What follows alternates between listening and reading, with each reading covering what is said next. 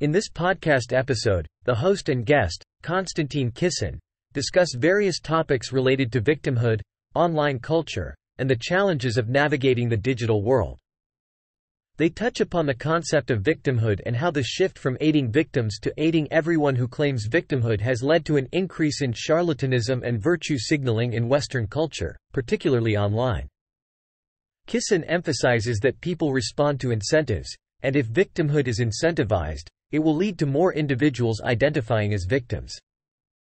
He notes that the online world rewards victimhood and allows people to fake victimhood, creating avatars and projecting a certain image that may not reflect their actual circumstances. This phenomenon has contributed to the prevalence of victimhood culture in online spaces. The conversation then shifts to the issue of hypocrisy among public figures who champion certain causes but fail to live up to their own proclaimed values in their personal lives. Kisin gives examples of celebrities who present themselves as advocates for various marginalized groups but are later exposed for mistreating their own staff or engaging in unethical behavior.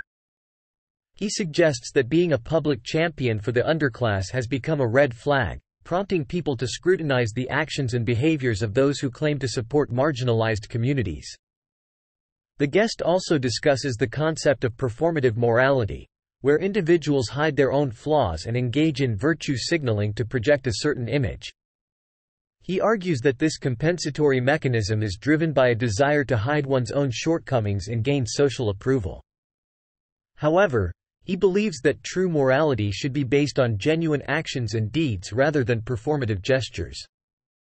The conversation then delves into the challenges of navigating the online world and the negative impact of social media. Kisin acknowledges that the digital revolution has brought about significant changes in how we interact and communicate, but he believes that we are not adequately prepared for these changes. He suggests that in the future, we may look back at the current use of social media and be horrified by its negative consequences, much like how we now view tobacco companies promoting cigarettes as healthy. Kisin emphasizes the need for a healthier relationship with the online world and a more responsible use of social media. He acknowledges that he has personally changed his approach to social media, both in terms of the time he spends on it and the way he interacts with others. He believes that it is important to move past the current stage of online culture and find better ways to use social media for positive purposes. The discussion then turns to the topic of victimhood and the prevalence of snowflake culture. Kisin acknowledges that while there is a tendency to dismiss the concept of snowflakes, the underlying dynamic of fragility and a reward for victimhood still exists. He suggests that society needs to offer a better alternative to victimhood and help individuals find meaning and purpose in their lives. The guest also highlights the importance of being able to make normative statements and acknowledge trade-offs in decision-making. He argues that society needs to be able to have honest conversations about the positives and negatives of different choices and not shy away from discussing trade-offs. He believes that the current trend of trade-off denialism, where people refuse to acknowledge the trade-offs involved in decision-making, is detrimental to finding effective solutions.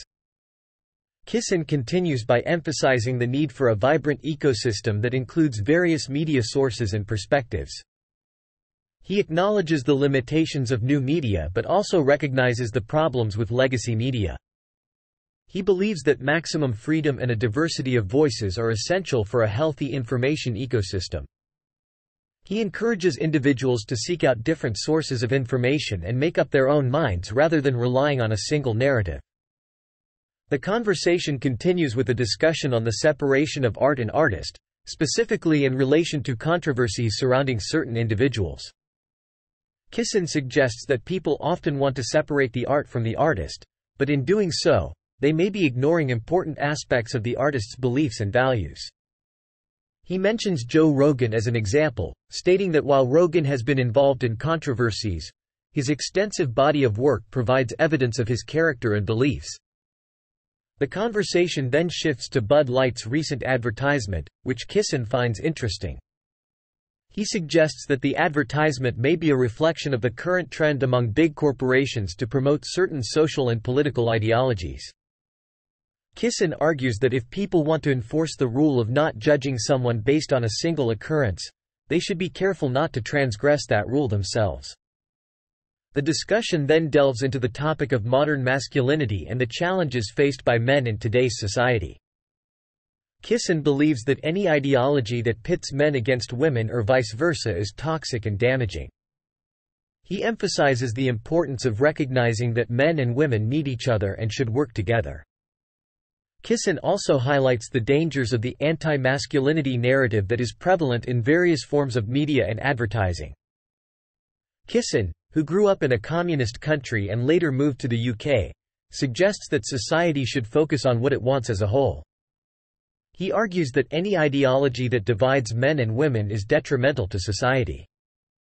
He believes that the most meaningful aspect of life for the majority of people is the relationship they have with their intimate partner.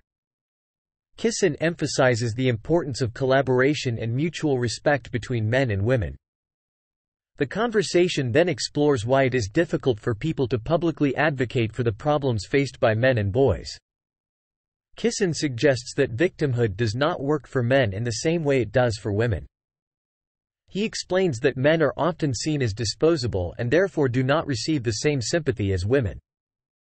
Kisin argues that the solution to men's problems is for men to strive for greatness and pursue their goals. He believes that men need to embrace their drive, ambition, and desire for power, as these are natural aspects of masculinity. The discussion also touches on the lack of guidance for men in today's society. Kisin suggests that blowing open the expectations around men can lead to a lack of guidance and confusion. He believes that there should be a positive vision for masculinity that encourages men to be their best selves. Kisin also suggests that structural initiatives should be implemented to help boys and men overcome the challenges they face. The conversation continues with a discussion on perception and projection. Kisin explains that people often see what they expect to see and that teaching people victimhood can make them expect certain negative experiences. He emphasizes the importance of taking responsibility for one's own actions and perceptions. The discussion then shifts to the topic of activism and the recent trend of people engaging in activism against certain issues rather than for them. The guest mentions the example of activists waving EU flags at the last night of the proms event, which sparked outrage among Brexiteers. He criticizes the obsession with Brexit and the refusal to accept the democratic outcome of the referendum. The conversation then delves into the topic of climate change. The guest expresses his skepticism towards the current narrative surrounding climate change and the proposed solutions. He argues that the historical context and data are often ignored, and that the conversation is driven by fear and a desire for a doomsday narrative. He also questions the effectiveness of certain measures, such as making energy more expensive, and highlights the importance of considering the consequences of actions. The guest also discusses the challenges of navigating the information landscape in the age of social media. He mentions the concept of groupthink and the tendency for people to follow certain narratives without critically evaluating them. He also explores the idea of free speech and the complexities of content moderation on social media platforms. He acknowledges the need for moderation to prevent the misuse of powerful technology, but also recognizes the challenges and biases that come with it. The conversation continues with a discussion on the importance of finding a balance between order and chaos in society. The guest suggests that the current state of affairs, with a lack of trust in institutions and a fragmented media landscape, makes it difficult to make sense of the world. He emphasizes the need for a media ecosystem that is trustworthy and for politicians who can be trusted. He also highlights the importance of individual responsibility in navigating the information landscape and making informed decisions. The conversation continues with a discussion about cancel culture and its impact on comedy. Kisin shares his experience of being asked to sign a contract that restricted his material and how he refused to comply.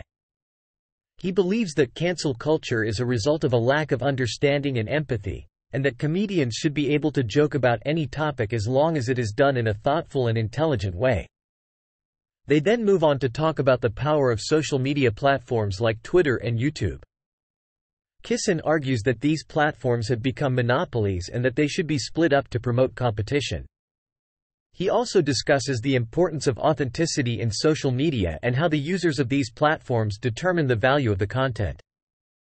The conversation then shifts to the topic of technology and its impact on society. Kisin mentions the possibility of bringing back extinct animals, such as the woolly mammoth, through genetic engineering. He also expresses his thoughts on artificial intelligence and believes that while it will have a significant impact on the world, the exact consequences are still unknown. They also touch on the upcoming U.S. presidential election and the possibility of Donald Trump running for office again. Kisin speculates that Trump may face legal troubles but still has a chance of winning the nomination for the Republican Party. Towards the end of the podcast, they discuss the future of their respective careers. Kisin talks about his plans to expand his podcast and create a platform for other talented creators. He also expresses his admiration for Dana White, the president of the UFC, and his ability to build a successful business in the entertainment industry. Thanks for watching. If you enjoyed the video, please like and subscribe.